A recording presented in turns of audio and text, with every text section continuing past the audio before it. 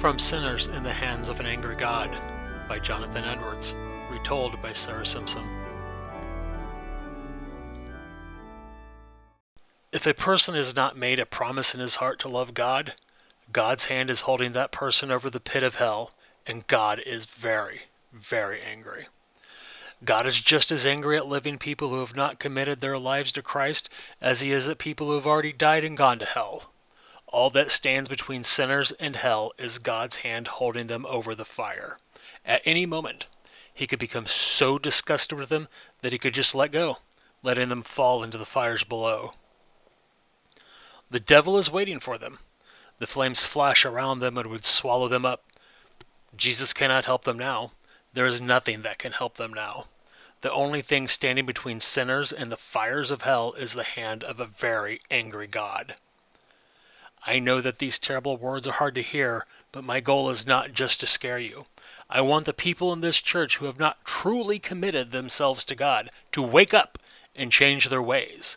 Hell is right underneath you all the time, like a lake of burning brimstone. Hell's wide, gaping mouth is ready to swallow you up. There is nothing between hell and you except for the air. Only God's grace keeps you from falling down into that fire. You're not even aware of how much God helps you all the time. It is only God that keeps you out of hell. You probably think there are other reasons why you're not in hell right now. You think your good health, strong body, or good actions are the reasons why you're alive right now. But these are not the reasons. God is the thing that holds you up and keeps you alive. Your wickedness is like a lead weight. If God's hand let go of you, you would fall right into the burning lava of hell. Your good health, strong body, and good deeds could not save you. Relying on your own good deeds to save you from hell is as stupid as trying to catch a falling rock using a spider's web. God's anger is like water trapped behind a dam. His anger keeps building and building every time you sin. Eventually, the dam will break, and God's anger will let loose. So far, God has not punished you for all the bad things you do. The dam has not broken. Yet. However, every time you do something bad, a little more of God's anger builds up behind the dam.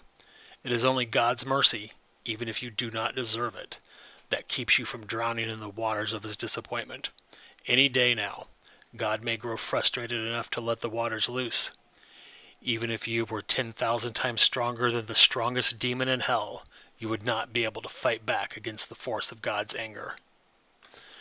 Imagine God's anger as a bow and arrow. The bow is his anger at you for being a sinner, is pulled as tight as it will go. The arrow is his wrath, is ready to shoot you through the heart. Remember, only God's mercy keeps you from being shot with that arrow. Everyone in this church that has not asked God to forgive them for their sins is in the hands of an angry God. Some of you are doing everything right. You go to church, pray, try not to sin. If you are a person who has accepted God into his life, do not get comfortable. Pride is also a sin. Remember, your good behavior isn't what keeps you from going to hell. Only God's mercy can do that. Right now, you may be sitting there feeling uncertain about whether or not what I'm telling you is true. It does not matter. You'll find out the truth for yourself soon enough when you die. Lots of people just like you have sat in the same seats where you're sitting now. They, like you, thought that death was a long way off. They thought they had lots of times to accept God into their lives. For many of them, they never got around to doing it. Guess where they are right now? God holds you over the fires of hell as though you are a spider or other disgusting insect. He is repulsed by you, and your bad behavior has made him furious. God's eyes see everything you do. You are 10,000 times worse than a snake to him. You have offended him more than a traitor has offended his king. Still, it is his hand that holds you out of hell's fire. There is no other reason I could think of why you did not go to sleep last night and wake up this morning in hell. There is no other reason why you were not walking to church this morning, tripped on the sidewalk, and fell right into hell. God's pure eyes see you sitting there in his church, being unworthy sinners who don't deserve his mercy. You could drop into hell at any moment. Oh, sinners, think about the danger you are in. You should feel afraid. You hang over the pit of hell by a thin thread. At any moment, the flames could burn through that thread and send you plunging down into the fire. Since you have never bothered to seek out God, He won't be there to help you. Nothing you have said or done in your life will be enough to save you. God will not help you. You waited too long. Hell is misery that lasts for all eternity.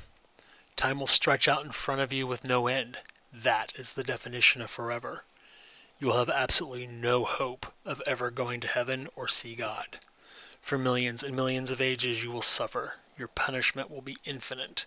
It will be so terrible that you cannot even imagine what will happen to you. Many of you are in danger of suffering eternity in hell.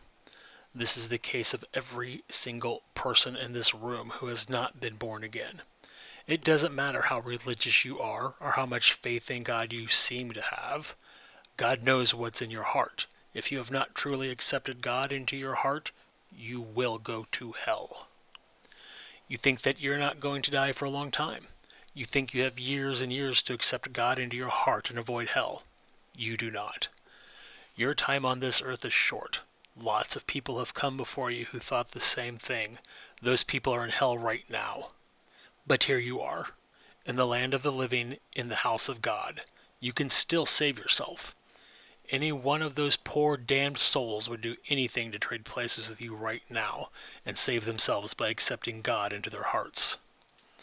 You have a wonderful opportunity. Right now, today, Christ has opened the door of His mercy. He is standing in the doorway, calling to all the sinners to come to Him.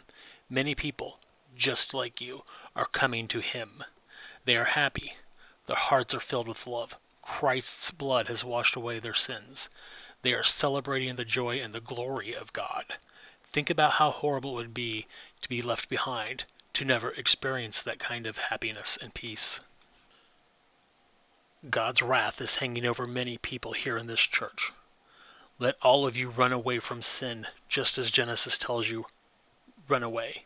Escape with your lives. Do not look behind you. Escape to the mountains, so the fires of hell do not consume you. Thanks for watching. Please like and subscribe and click on the link for more resources from Enraged2Engaged.